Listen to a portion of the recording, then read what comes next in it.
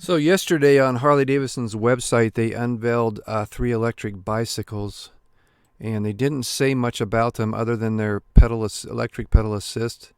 But they did provide a couple of photos. I thought it'd be interesting to look at the photos and see what we can determine about the bicycles.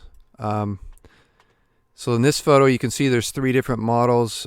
Two of the frames are men's style frames, and then you have the step-through women's style frame on this white one.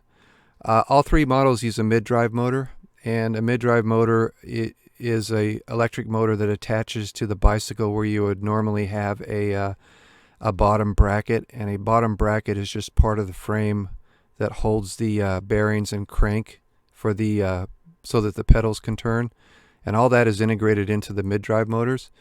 Harley didn't give any specs about these motors, like the wattage, but they did. The only thing they said was they are pedal assist. Power from an electric motor is transferred to the rear wheel through the sprockets and the chain in the same way that power from your legs is transferred to the rear wheel when you pedal. And the pedal assist feature, there's a couple of different classes of pedal assist. The class 1, all pedal assist bicycles require that you pedal, and if you stop pedaling, the motor turns off.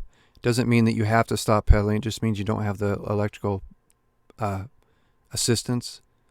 And in class 1, there's a top speed of 20 miles per hour in the U.S., and I think it's 15 in the U.K. And when you reach that top speed, the motor will automatically turn off. And then there's a class 3 pedal assist called a speed pedelec, and they work the same way, only the top speed is 28 miles per hour in the U.S., and I think it's 20 in the U.K. And I think some places in Europe require that the bicycles need to be licensed if they're a speed pedelec, but I don't think that's true in the U.S. Let's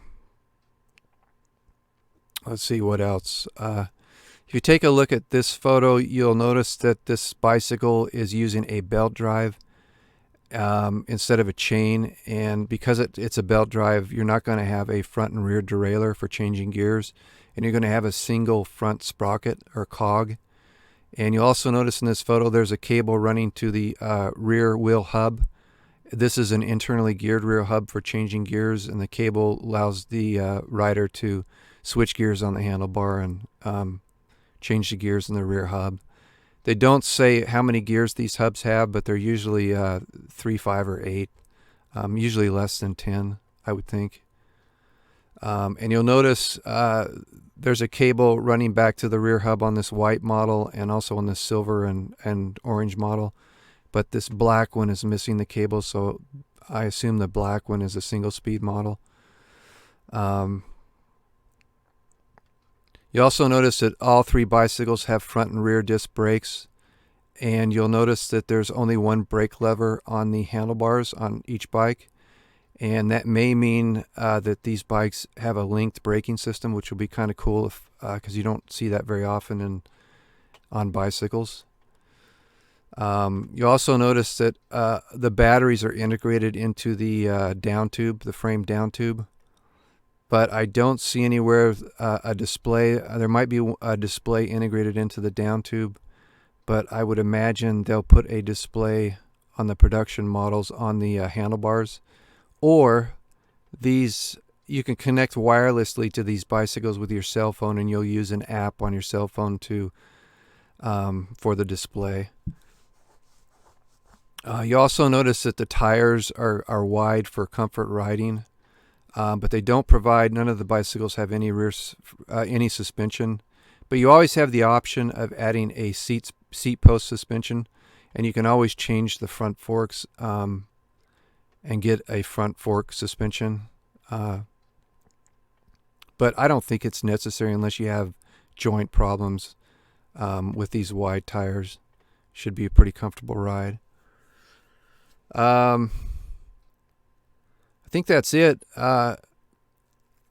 Normally, I don't follow the bicycle market real closely, but the bicycles I've seen with belt drive and rear internally geared rear hubs tend to be expensive. And Harley Davidson is known for being expensive, so I would imagine these are going to have a premium price. What that what that price is, I don't know. I would guess over $3,000, probably around $5,000, but I have no way of knowing. I hope they're a lot less money, but I don't know. Not with their $30,000 live wire. I don't know. I think these are going to be premium priced. But it'll be interesting to see what the final production versions, what features they have.